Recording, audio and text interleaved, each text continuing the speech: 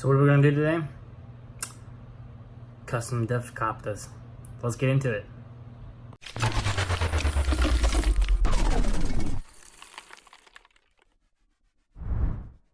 So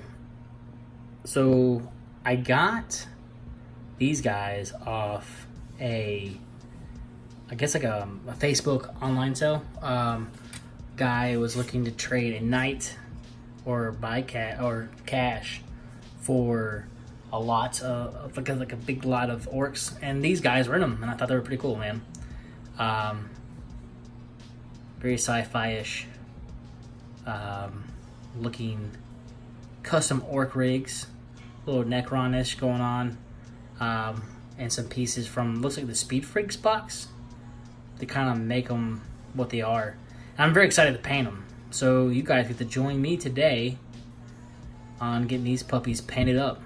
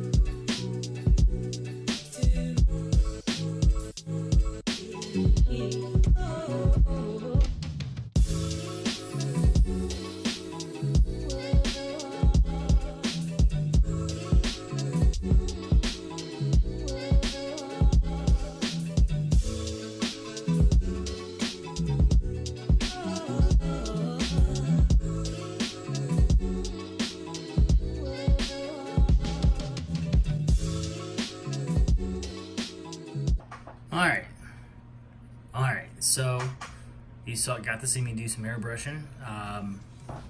Got my silver down, got a yellow base. I did spray a little silver over it for a rust effect I want to do later. Got the skin airbrushed in, a little bit of highlight with some ivory, and I want to go from there. And we're going to use, we got a little silver over on the skin, but we're going to use some wash to mute that and go from there. So, alrighty.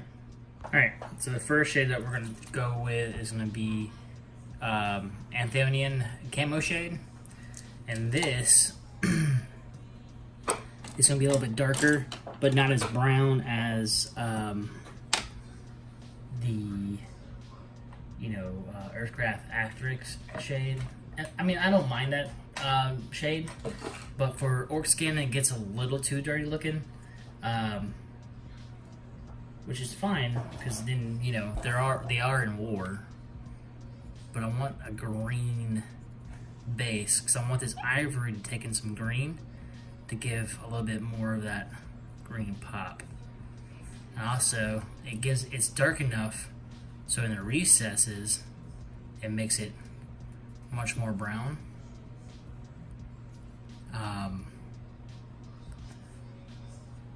Giving better shadows, in my opinion, than going with the Bithyl green or some of the other lighter green shades. Alright, so for the yellow, instead of using the shade, I'm actually going to use a glaze. This pulls a little more yellow actually out of the color instead of dampening it. You get a better effect if you're really trying to get those yellows to pull through. And you'll see here soon. So we're going to do, the first coat is going to be this glaze, and then we're going to go back and shade in just by the crevices area with an actual yellow shade first. So it's going to be a two-part process with the yellow. Alright, so while we're waiting for the yellow to dry, I have a cool method to make the muffler look a little like it's a heated metal. So what we're going to use is a blue shade, we're going to use a purple shade, and we're going to use null oil on top of that. Null oil is going to start off in the bottom area to kind of give it that dirty metal look.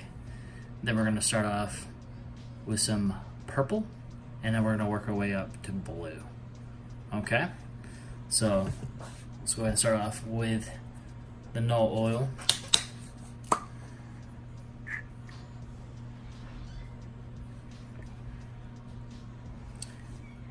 And it won't take much because you're basically, like I said, just making the metal. You're basically just washing regular metal anyways. You would do that with no oil or earth shade to give it more of a tingy brown look. But I prefer no oil for machine parts. And that's just me.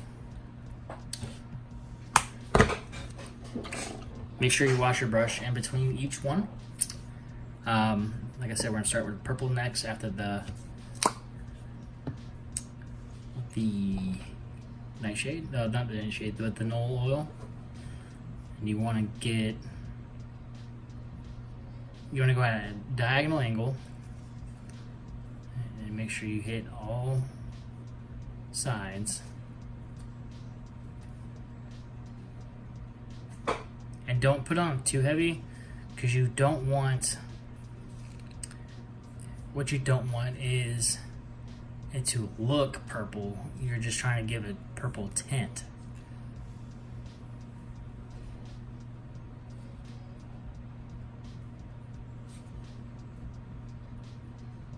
Okay. Wash the brush. And now for the blue.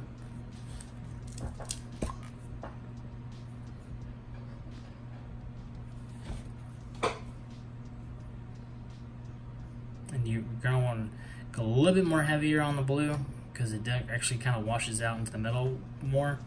And you want to kind of work it in with the purple so that mixes up a little bit in the center here, giving you that transition that you're looking for.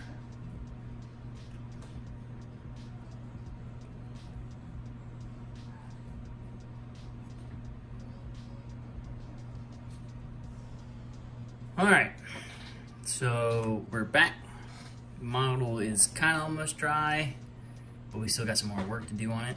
I have right here on my wet palette some chainmail silver, some beastie brown, some ivory, a rust air spray, and copper.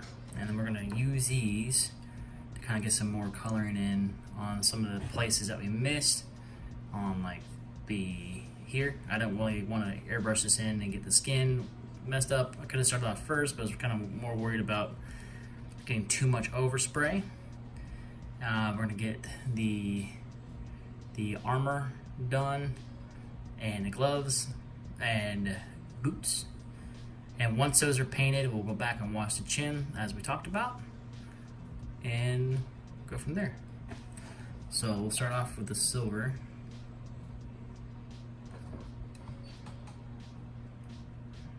Get this puppy started. Got a little copper going on. Mix it up because it's starting to break apart already. Okay.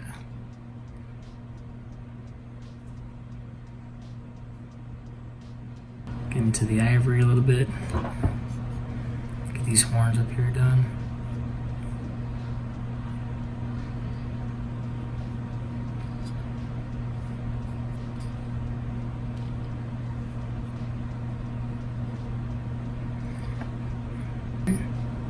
Get all this brown going.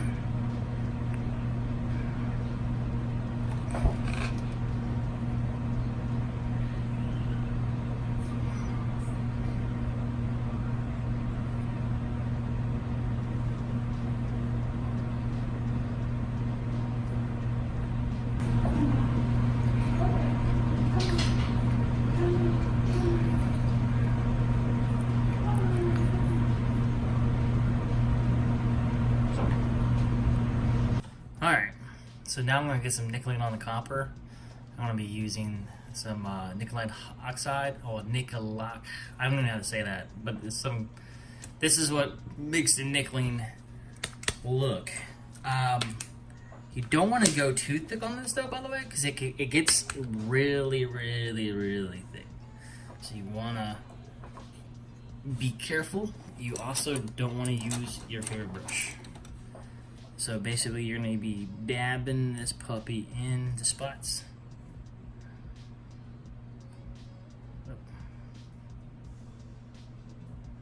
Now I'm going to use blood for the blood god to get a little machine, little lens feel going on here. And I'm going to tilt this back so you can see what I'm doing here. Alright, so I hate Citadel's paint jars. They're not extremely helpful. So you don't need to be you don't want to go too hard on this. I'm going to plop some on here. You don't need too much. Just accent it enough to give that nice little glossy look. And I'm going to get some in here as well.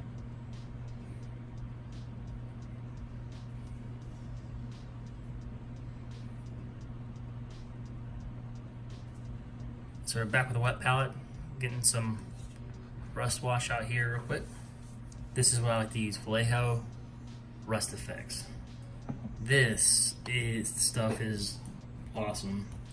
Doesn't kill your brushes, has a good effect. It's not like typhus, corrosion or anything, but you just want to get it in some places, like this right here.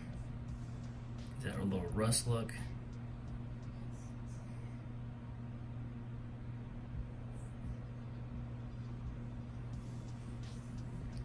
The front barrel is rusted and nickeled.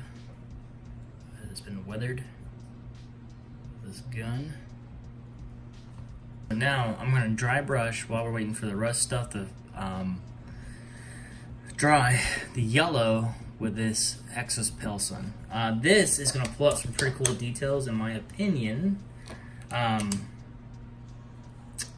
You can go with a darker dry brushing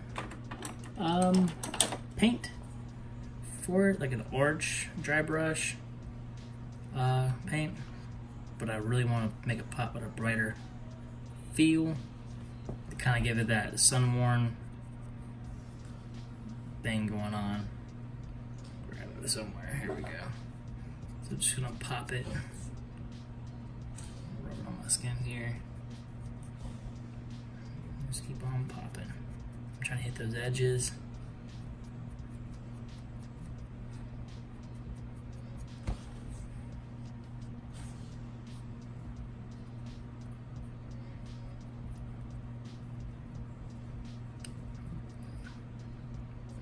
to the brush.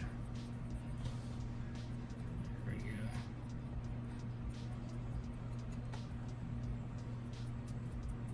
This also helps bring in some highlights, like natural looking highlights. And you want to brush it the same direction for the highlight effect. So this is what we're shooting for. You can kind of see, looks dirty, but looks highlight at the same time. Got that comic book feel I like to go for. And we're gonna be hitting the silver up next with macaron compound right here. And then that's gonna really take off. And we're gonna also hit up the body of the ship too with it as well, just to get some corners so that it looks like the paint's wearing off just right. We'll start off with some metal area.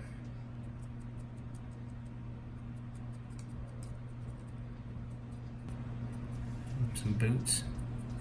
Kind of give it that he's been walking around feel on his armor a little bit, like he's been doing some stuff there.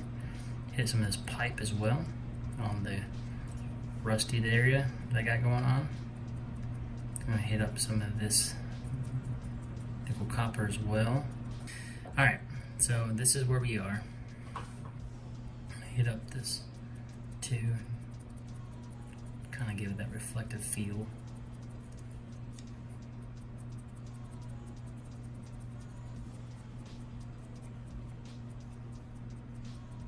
Alright. So this is where we should be. Okay. Looks scuffed up, looks like cruddy, looks orcish in my opinion. But I would consider this guy done. This is a finished custom orc choppa. So I'm gonna take some pictures for you guys. I'll get some stills at the end of that video for you so you can get a closer look. But I would consider him done and tabletop ready.